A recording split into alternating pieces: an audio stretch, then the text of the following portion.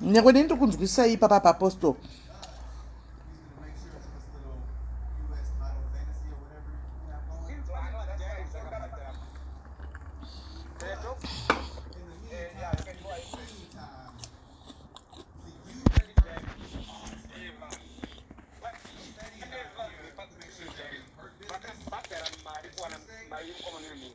Those people, they the right to answer those questions.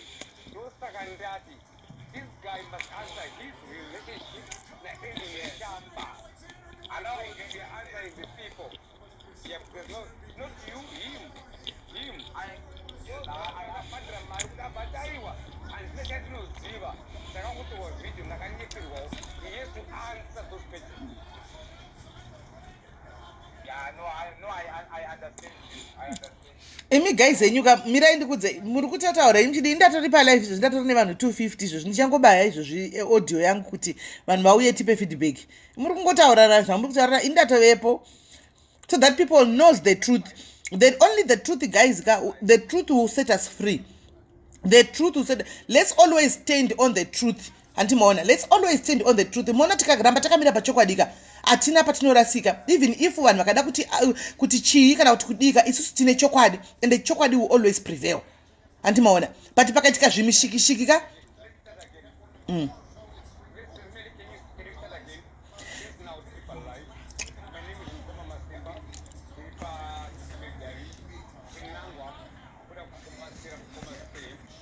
Oh, but Mirai, nansa ndakuconnecta ikokoko. Mirai nditry kukuisai kuti munyatsonzwika because nasina kuconnecta ikoko because chinanga chedu guys, let's be on this truth always. Tikamira pachokwadi we will never go wrong. But pakaita tumishikishiki tunenge tiri doji ka kune vavengi vakamirira kunzwa kuda kungodestroy. Remember kuti we are under attack nemaghost account. Animona.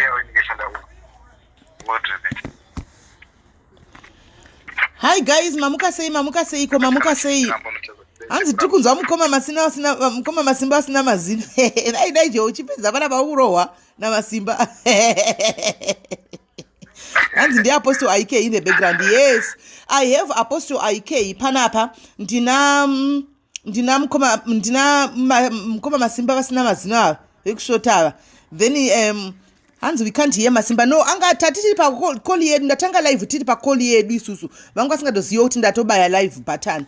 Saka tave pano iko zvino so that we address nyaya yamukoma semu iyi. Hanzi atisi kunzwa vamwe. Yes, because iko zvino vakanyarara. Amusi kuvanzwa because iko zvino vachakanyarara. Right. Guys, sezvamunoziva dei madedza vamwe dedzai vamwe kuti tifambe nebhora tave pa 350 ngoti fast kuti titi one day so that we don't have to keep on repeating and answering questions kune vachauya kumasure. Handitika nyaya iripo ndeyekudai. So muri kuziva nyaya yamukoma semu. Handiti yes my joke niya nyaya yamukoma semu. Mamuchida nezuro makanetsa mukati feedback ndikati feedback hamusi kundinzwa here guys. Muri kundinzwa here? Can you hear me? Exactly, Salom, exactly. Muri kundinzwa here guys? Can you hear me? Ndipeiwo sign yekuti muri kundinzwa because vamwe kuti we can't hear. Vamwe handisi kuziya. Muri kundinzwa here? All right. Can you hear me? All right, yeah, they can hear me. Right. Nyaya panapa. Nyaya mukoma semu iko zvinezvi. I want Apostle kuti vaite take over vakutsanangurirei because there have been rumors going around. Rumors, as I said and earlier on. Pane rumors angachitenderera ekuti nini wacho ndava confused guys. Sometimes you start something with a good heart and uchiti ndoda kuzama kubatsira vamwe vangu because people are living with problems out there. People have got real issues out there and they need to address my issues out. They need help.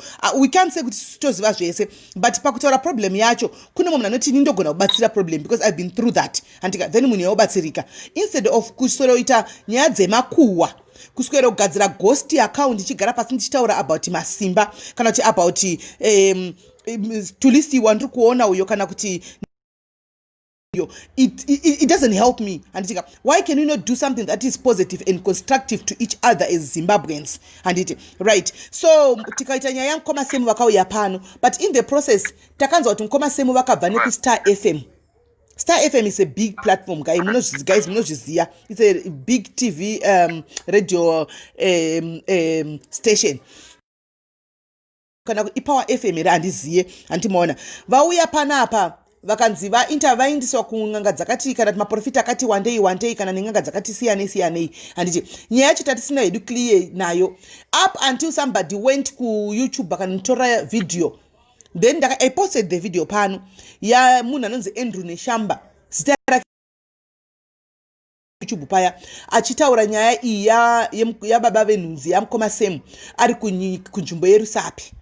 Then pakudaro inini ndakabva ndaita curious kuti alright uyu munhu Andrew Neshamba ndiani, because nyaya yacho nezvaitaurika kuseri zvimwe zvatenge tinzwawo ndakabva ndaita interest kuti let me start by knowing kuti who is Andrew Neshamba, anoita nezvei and how did he come kuti anosvika kuna.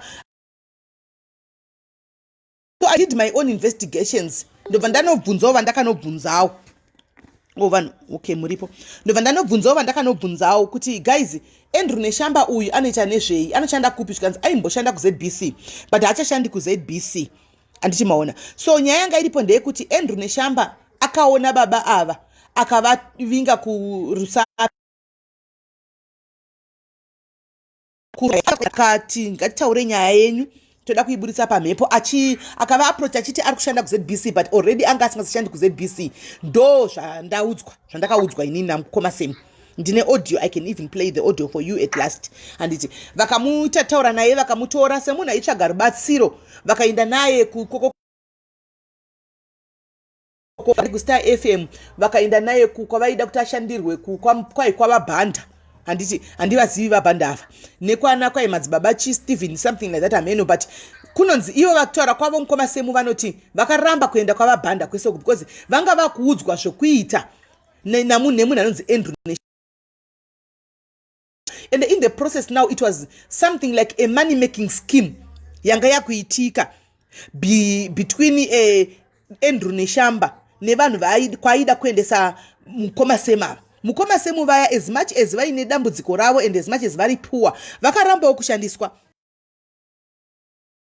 Inini handikwanisi kuti ndishandiswe, handidi kuinda kwavabhanda uku kwamuri kuda kuti ndiende kun'anga uko handisi kuda, ndoda munhu anongondibatsira problem yangu. You guys, inini I'm not after any cent from anyone. Handisi kuda mari, handisi kuda chii, kungoda kuti help yangu ipere. I'm able bodied, ndinokwanisa kuti ndizvishandire ndega. Dambudziko rangu rikapera I can work for myself. Anditika then ndobva Andrew yaya pesera vati patave nekutukana pakati pamukoma semu naAndrew vaya mukoma semu ambva vapesera vapindurawo kuti aiwa munenge muri kutoita business neni chero munhu wechechero chandongoda dambudziko rangu ripere but imi munenge mune zvamuri kuita. Handiti maona mukoma semu vaya vakabva varamba. Andimaona vakabva varamba mukoma semu varamba kudaro. Ini ndakazodzokera back zvandaikudza kuti mbomirai ndichakupai feedback. Ndakadzokera kunotsvaga ndobva ndavafonera back ndine marecordings. Handitika taita zvokutaura nemavoice notes because network kwavari inombonetsa. Mukoma semu makasvika sei padiaries? Zvikanzi no, pane munhu anokufollowai akandipa nhamba dzenyu achiti imboya kwaSisimeli. Ndikati munhu uyu akakuona yeye. Mukoma semu ndokundipa nhamba dzemunhu uya. Vandipa nhamba dzemukadzi uya mudiaries ari pano. Ndaitotaura naye nesuro. Mukadzi yauya ane basa rake kuUK yuko. Ndobva ndamubvunza kuti sorry henyu mainini we need to know kuti zviri kufamba sei.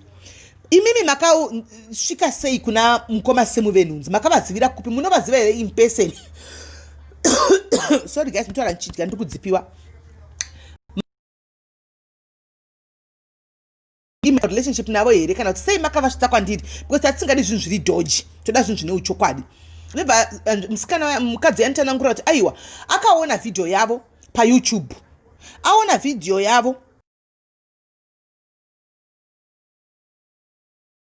paYouTube pakaiswa nhamba dzaAndrew Neshamba, akafonera Andrew Neshamba ushu achikumbira phone number yani yamukoma semu because angabatikana nenyaya yacho paYouTube. Hanzi akabhadhara yamukoma same naAndrew neshamba ushu, right? Ndobva abhadhara mari akapuwa phone number yamukoma afa same. Ndokutaura kwavo kwavanoita apo dambudziko iri, ndobva anzwisa dambudziko riya. Saka mukadzi waya kept in touch nani namukoma same, asi havazivani.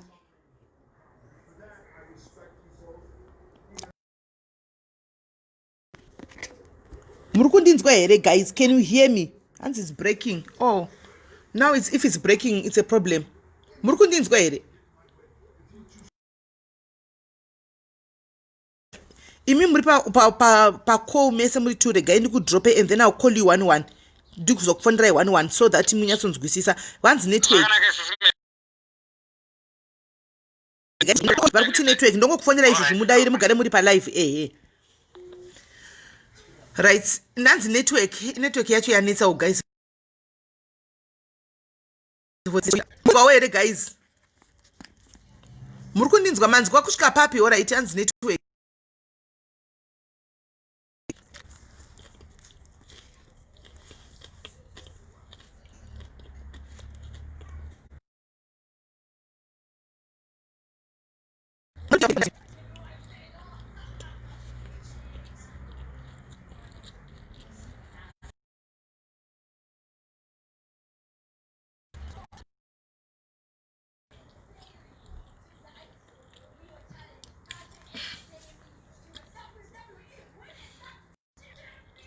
Okay, thanks Jules. Thanks Jules. Thanks Julie.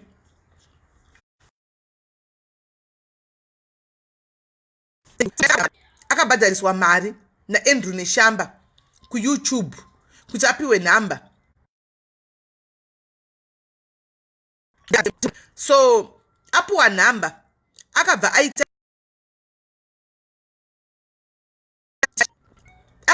in touch namukoma sema achida kunzwisa nyaya yavo because yanga yamubata uku. Saka adaro paya ndokutanga kuti namukoma sema. Saka ndakazobvunza mukadzi anga saka ona vamwe vachidi vachitaura nyaya dzavo vachibatsirwa.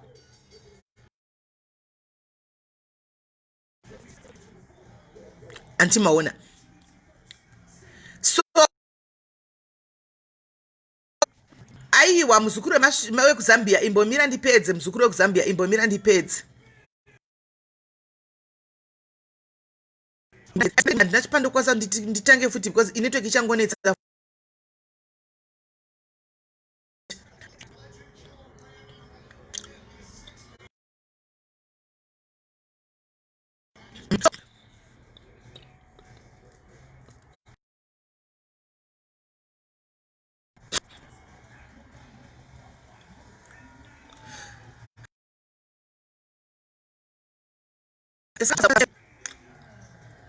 Kuti imboya kwasi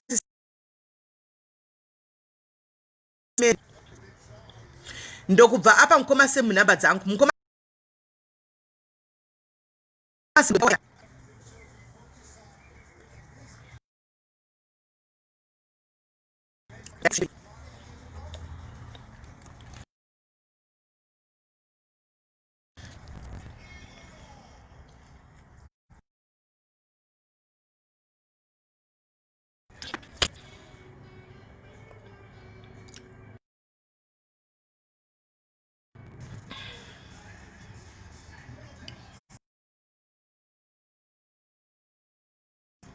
in network yangu ichaita.